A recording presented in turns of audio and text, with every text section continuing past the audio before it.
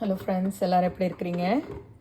இன்றைக்கி நம்ம ஒரு குயிக் சட்னி தான் பார்க்க போகிறோம். சட்னி, துவையல், பச்சடி எப்படி வேணாலும் சொல்லலாம்.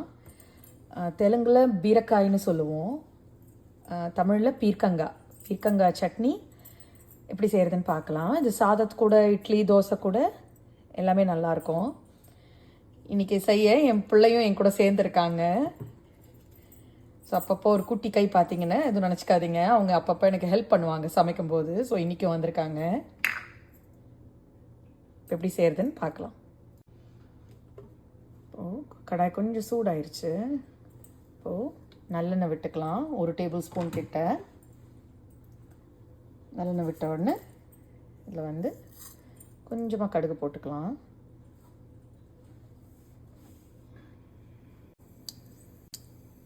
கடுகு நல்லா பொரிஞ்சிருச்சு. இதில் கொஞ்சம் உளுத்தம்பருப்பு போட்டுக்கிறேன், கொஞ்சம் கடலைப்பருப்பு, ஜீரகம், வெந்தயம், 2 மிளகு, கூடவே 3 சிகப்பு மிளகாய் போட்டிருக்கேன். சிகப்பு மிளகாய் போடும்போதே கூடவே பச்சை மிளகாயும் போட்டிருக்கிறேன், போட போகிறேன். பச்சை மிளகாய், இஞ்சி, பூண்டு எல்லாமே ஒன்றா போட்டுடலாம்.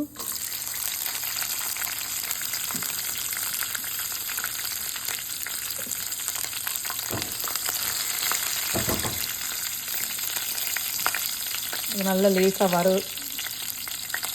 நல்லா வதங்கட்டும். இப்போது வெங்காயம் போடுறேன்.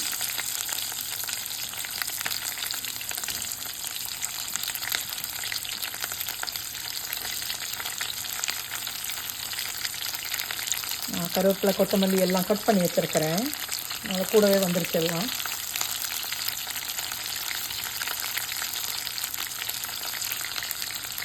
கருவேப்பிலையும் போட்டாச்சு.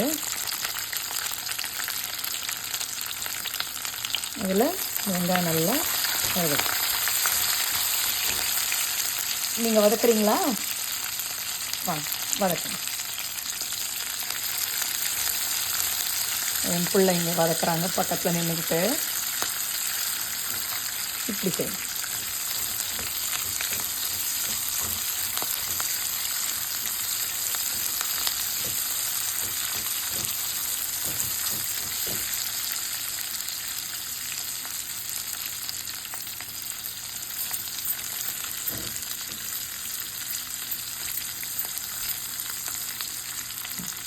இப்படி வதக்கணும்.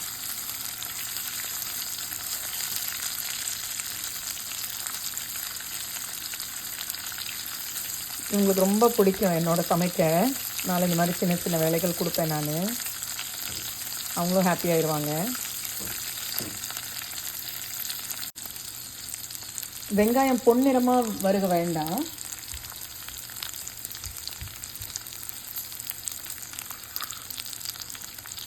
ஜஸ்ட் ஒரு கண்ணாடி பதம் மாதிரி வந்தால் போதும்.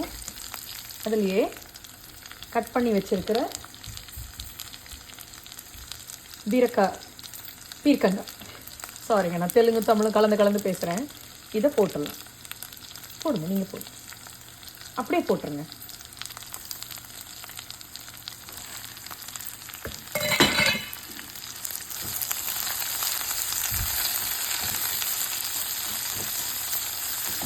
நல்லா வதக்கி விட்டுக்கோங்க. பீர்க்கங்காய் சுருண்டு வரணும்.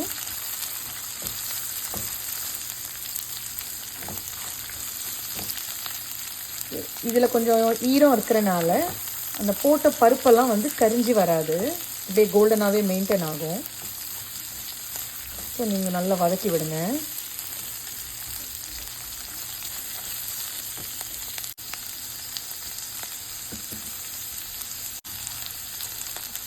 இது வதங்கும் போதே நான் கொஞ்சம் பெருங்காயம் போட்டுக்கிறேன்.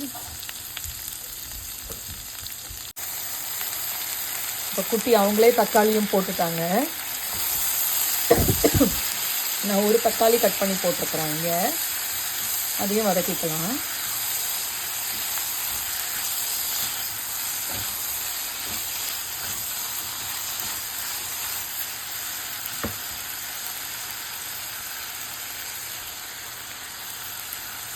இது கூடவே கொத்தமல்லியும் போட்டுடலாம்.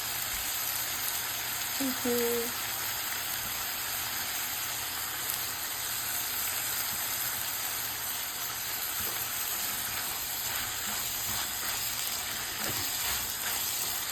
நல்லா வதங்கி வரட்டும்.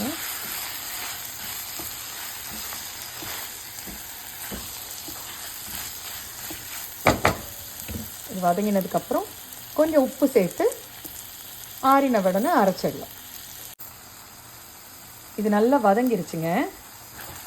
இப்போது அடுப்பை ஆஃப் பண்ணிவிட்டு ஆறின உடனே அரைச்சிடலாம். ஹலோ ஃப்ரெண்ட்ஸ், இங்கே பாருங்கள், இந்த பீர்க்கங்காய் சட்னி துவையல் அரைச்சாச்சு. இது ரொம்ப டேஸ்டியாக இருக்கும். நீங்கள் ரைஸ் கூடவும் சாப்பிடலாம், தோசை, சப்பாத்தி, இட்லி எல்லாத்தோடையும் ரொம்ப சூப்பராக இருக்கும். தோசைக்கெல்லாம் ரொம்பவே நல்லாயிருக்கும். ட்ரை பண்ணி பார்த்துட்டு எப்படி இருக்குன்னு சொல்லுங்கள்.